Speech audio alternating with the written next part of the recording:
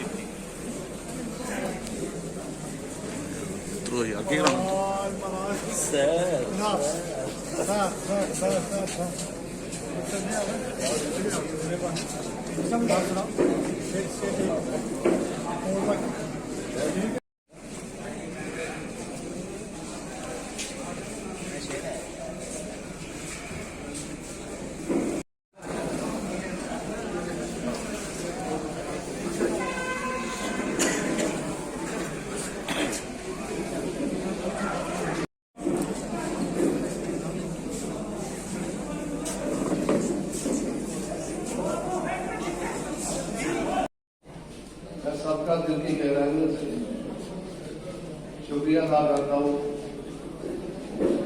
आप हमारे प्रोग्राम में आए, वेलकम, स्वागत करता हूँ। आज हमारे एससी सेल के डीए लोचन साहब और उनके साथ आए हुए साथी सुभाष चंद्र बजाज जी, के बख्शी साहब, थोड़ी और हमारे सरपंच साहब निर्मल जी, मास्टर बलजीत चंद जी, अपने इलाके में एक प्रोग्राम रखे। प्रोग्राम का मकसद ये था कि हम गरीब लोगों के बीच में हमारे जो मंत्री लोग हैं आगे हम लोगों की समस्या सुने और समस्या सुनने का मकसद यही है कि हम लोगों के बीच में कोई मंत्री मिनिस्टर आते भी नहीं है।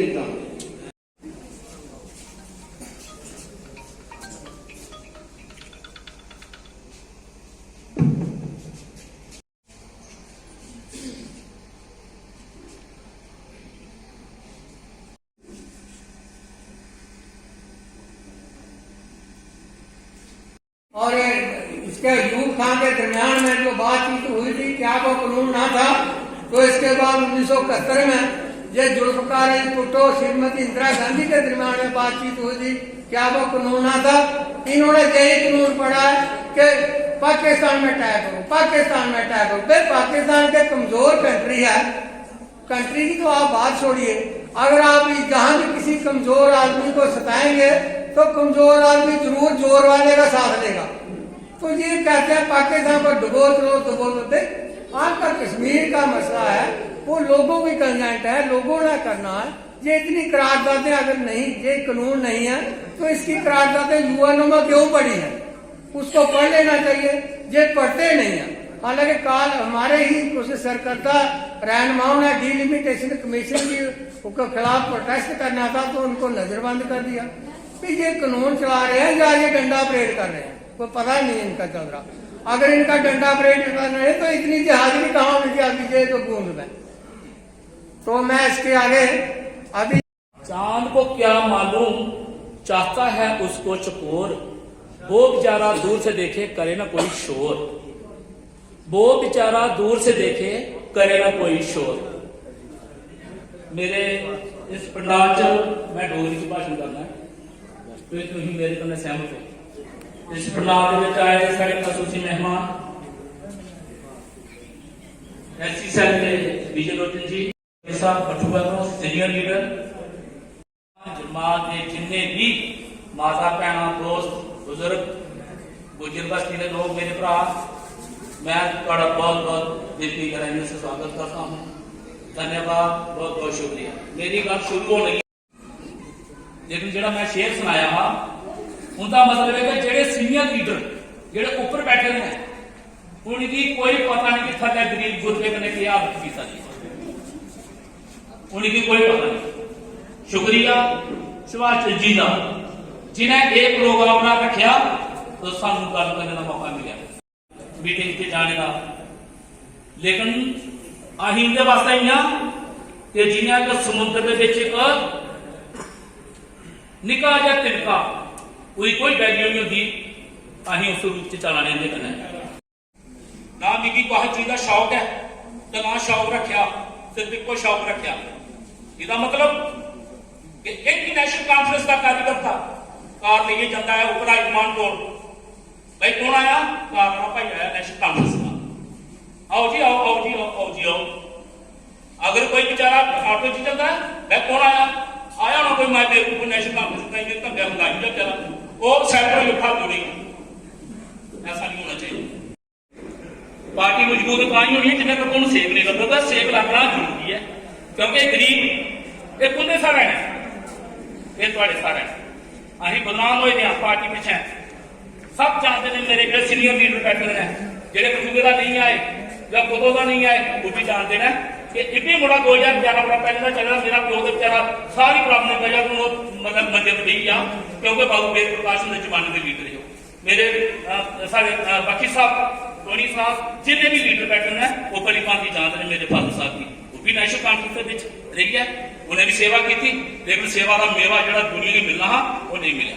जनाब यकीन है आने वाले नेक्स्ट प्लान नेक्स्ट जो भी इलेक्शन आएंगे सरकार जनाब नहीं बनगा, सरकार बनगा लेकिन कंडीशन होगा ये रेडी दिखना चाहिए। सरपंच शेरे पर बना यार वो कर बैठा लो मेहरबानी इं नहीं। इन्ने जिन्ने गरीब लोग हैं अगर कोशिश करना कि अगर एक पिंड कोई दो बच्चा भी पढ़े लिखे थे जेडे ने उन्हें अगर माड़ी मोटी कोई चपरासी कोई किया नौकरियां मिलियां तो जनादेश बद के कुछ एक रिकॉर्ड बन गया।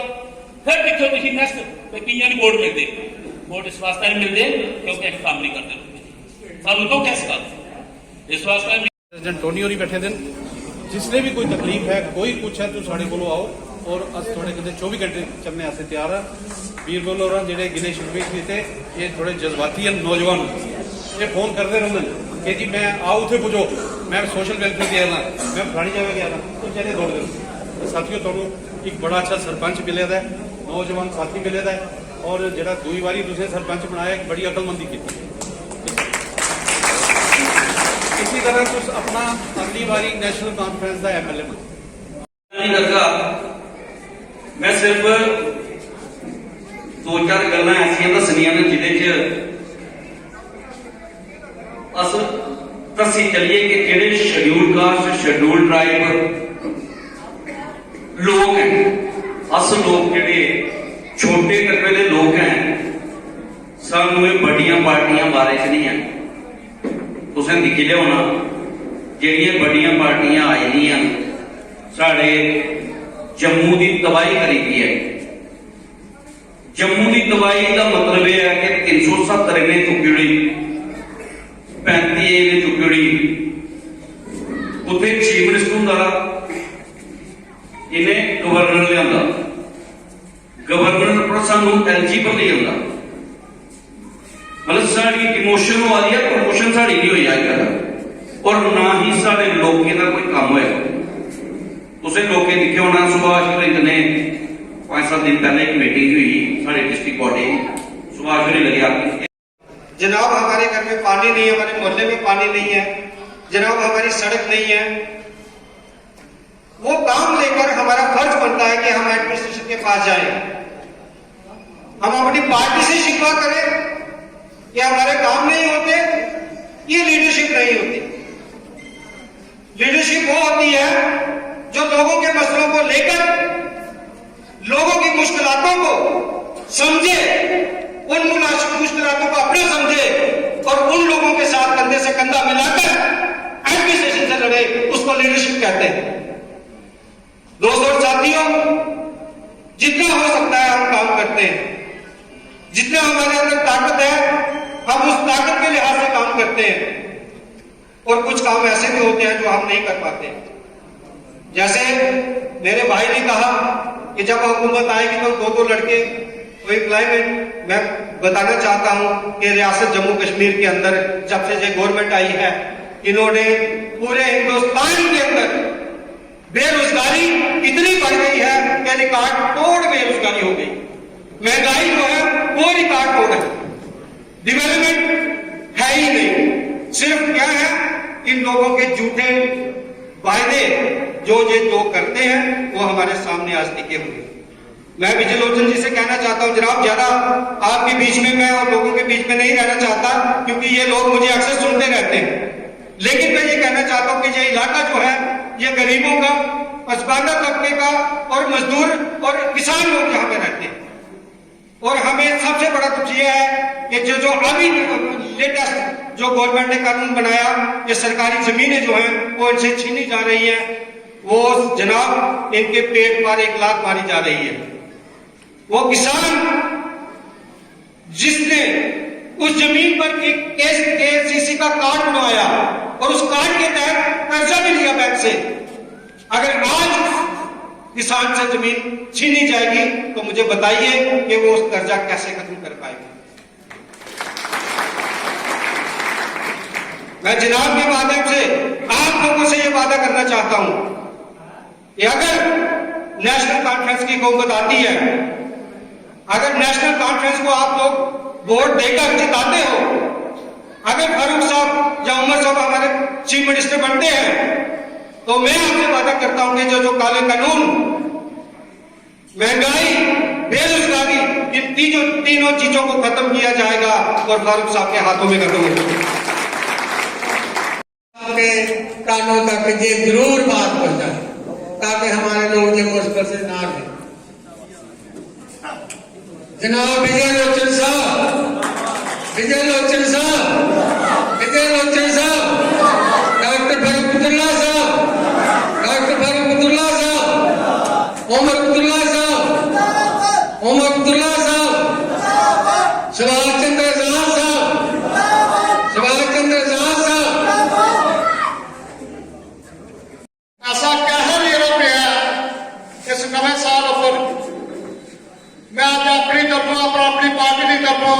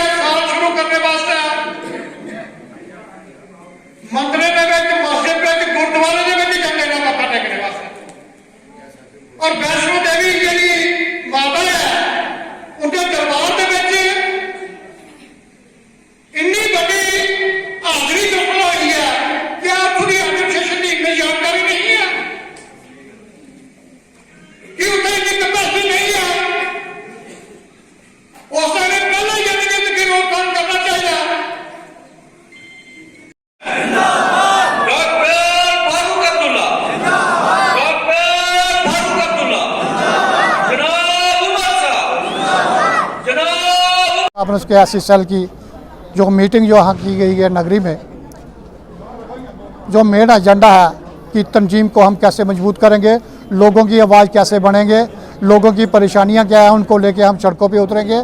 और आने वाला जो वक्त है, जो इलेक्शन का दौर, जो पता नहीं कब इलेक्शन होगी कब नहीं होगी, लेकिन उसके लिए हम तैयारी कर रहे हैं। और इसके लिए हम जगह जगह हर डिस्ट्रिक्ट में इस किस्म के प्रोग्राम जो चलेंगे और उसके लिए हम पूरा प्रिपेयर है। लीडरशिप की तरफ से हमें हिदायत दी गई है कि आप फील्ड में निकलिए क्योंकि समय बहुत कम है। जैसे कि आप प्रोविंशियल प्रेसिडेंट हैं एनसी के, तो जैसे कास्ट बेस एट्रोसिटीज बढ़ रही हैं एससी पे कास्ट करके, आप एससी विंग के प्रोविंशियल प्रेसिडेंट हैं, तो इस पे आप क्या कहना चाहेंगे और आपकी पार्टी इसके लिए क्या कर रही है?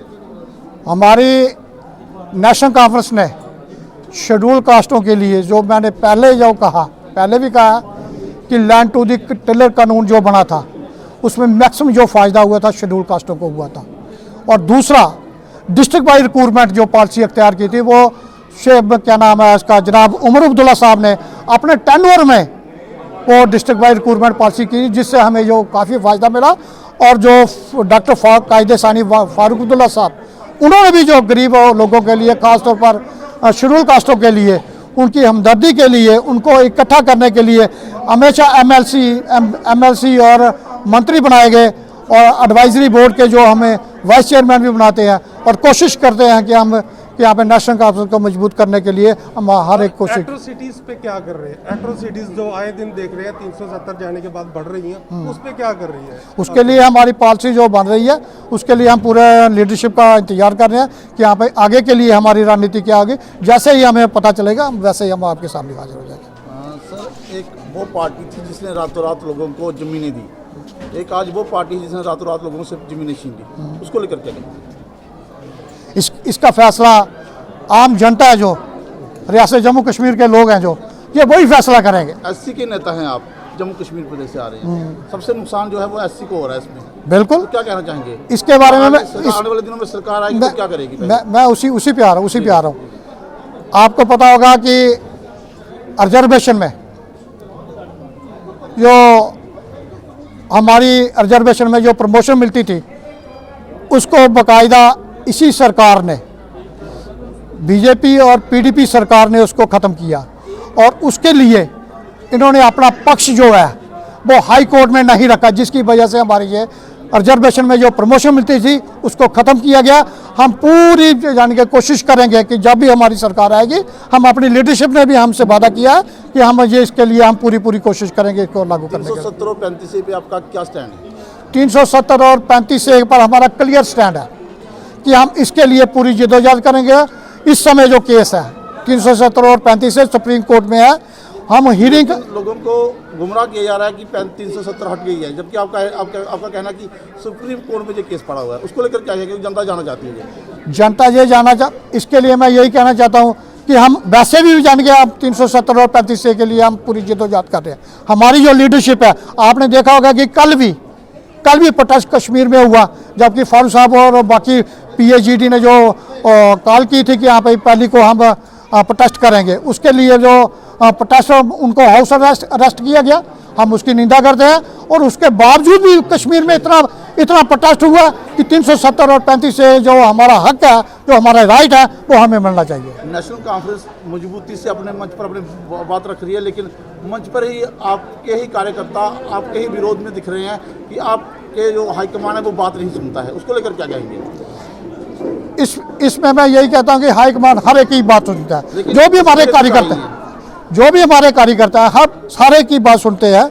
और बाकायदा जिसकी आवाज़ नहीं भी सुनी गई जाती है तो वो और भी तरीक़ेकार होते हैं। अगर लीडरशिप नहीं, नीचे से हमसे बात करें, हम लीडरशिप से बात करेंगे। लोगों में नाराजगी किस तरह से मिटाई जाएगी? कॉन्फ्रेंस की तरह हम लोगों की आवाज़ बनेंगे तो लोगों की नाराजगी अपना आप हट जाएगी। बताएंगे कि आज की जो मीटिंग है उसका क्या उद्देश्य है, किन लोगों को इसमें बुलाया गया है, क्या है? सर, ये आज जो मीटिंग है ये SC सेल नेशनल कॉन्फ्रेंस कठुआ की मीटिंग है, जिसमें कठुआ जो अर्बन है, रूरल है, दोनों मिलके हमारी ये मीटिंग हो रही है। तो इसमें हमारे जम्मू से हमारे चेयरमैन SC सेल के श्री विजय लोचन जी, उनके साथ जितने भी डिस्ट्रिक्ट प्रेसिडेंट हैं वो शमूलियत कर रहे हैं। नेशनल कॉन्फ्रेंस के हमारे कठुआ तंजीम के सीनियर लीडरान वो सारे तशरीफ़ ला रहे हैं। इस मीटिंग का मकसद एक ही है कि हम नेशनल कॉन्फ्रेंस की नीतियों को घर घर तक पहुंचाएं, ये मैसेज लोगों को दें कि इस रियासत के लिए सबसे बेहतर अगर कोई पार्टी है तो वो नेशनल कॉन्फ्रेंस है जो इस रियासत को चला सकती है। क्या समझा जाए कि आने वाले चुनावों की तैयारी है? चुनावों को देखकर ये मीटिंग नहीं रखी गई है, ये तो लोगों को एक अवेयरनेस देने के लिए रखी गई है। चुनाव जब भी आएंगे हम तैयार हैं, हमारी पार्टी तैयार है, हमारे लीडर का हुक्म है कि हम हर समय तैयार रहें। इसमें ये नहीं हम कह सकते कि ये इलेक्शन को देख के रखी गई है। बहुत सारी डिमांडें हैं पब्लिक की, समय आप देख रहे हैं कि बहुत सारे लोग जो है वो धरने पे बैठे हुए हैं।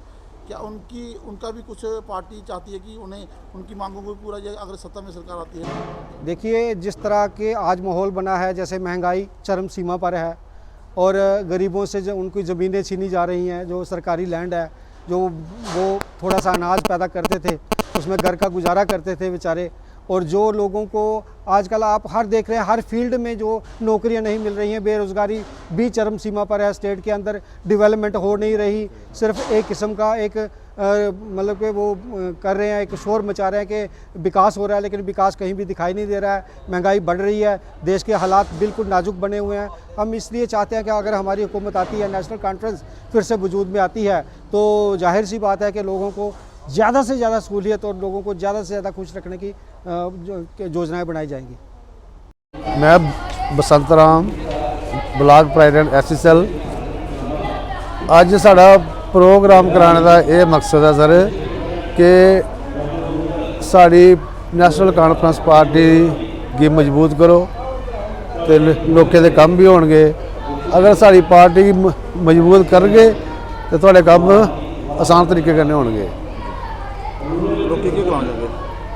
लोकी साड़ा यो एक मैसेज है कि नेशनल कॉन्फ्रेंस के हाथ मजबूत करो और थोड़ी कामयाबी होगी।